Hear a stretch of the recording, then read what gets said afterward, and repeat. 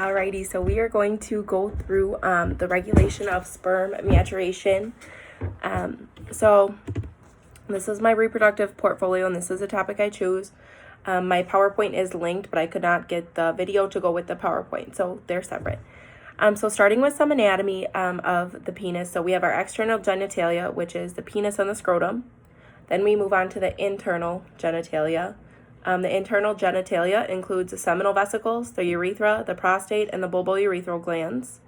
The seminiferous tubules produce sperm, and the epididymis stores sperm until ejaculation. From there, it travels through the vas deferens and into the urethra. But then we also have the gonads, or the testes. The location of this is important because they sit lower than our body, because spermatogenesis occurs at a temperature that is lower than our normal body temperature.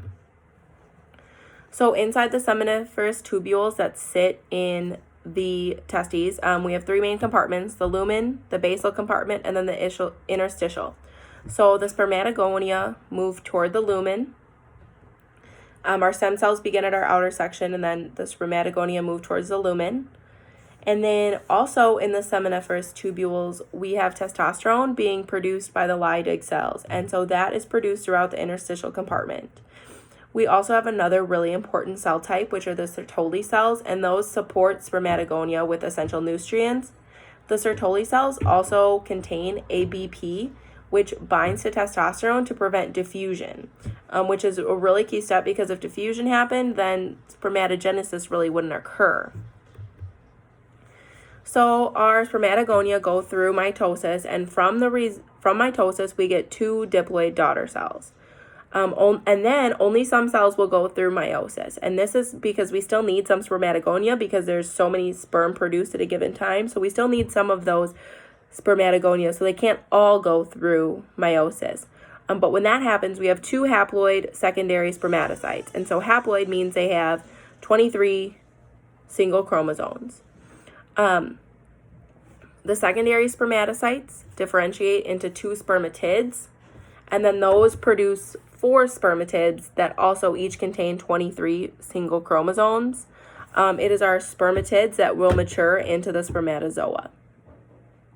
So this also helps retain some, like we talked about before. They can't all go through this process. So all of this is happening at different times. So you can just imagine like waves of cells, being matured through it. Can't all happen at the same time, or else you would go through periods where you have a lot of sperm and then no sperm till more is made, and then a lot of sperm, then no sperm, and that's just not really viable for our males to have. So that's why spermatogenesis occurs somewhat spontaneously, because not every cell can go through this at the same time. There are some hormones involved in this, so they kind of follow the typical hypothalamic pituitary gonadal axis. So we have GnRH, gonadotropin releasing hormone, that is secreted from the hypothalamus, which controls the secretion of FSH, follicle stimulating hormone, and luteinizing hormone.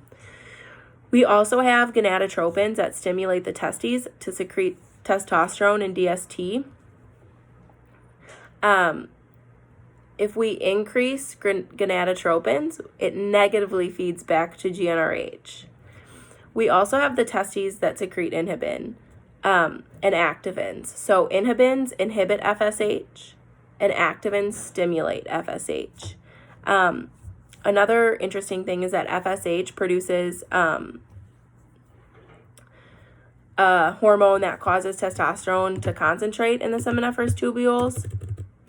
So that helps with spermatogenesis. And then there are 4 phases of sperm maturation, and this occurs in the epididymis. So we talked about how spermatogonia in the seminiferous. So we talked about how that occurs in this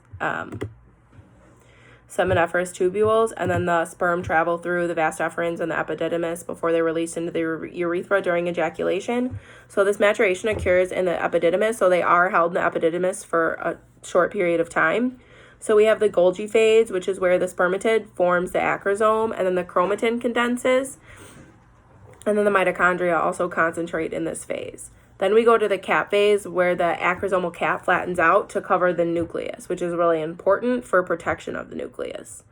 And then the tail forms, and we know that the tail is really important for motility. So then once that forms, they go through maturation and they become motile in the epididymis. So in the epididymis is where the final steps of sperm maturation occur. Whenever it's time for ejaculation, then it travels into the urethra to be ejaculated. So that is spermatogenesis.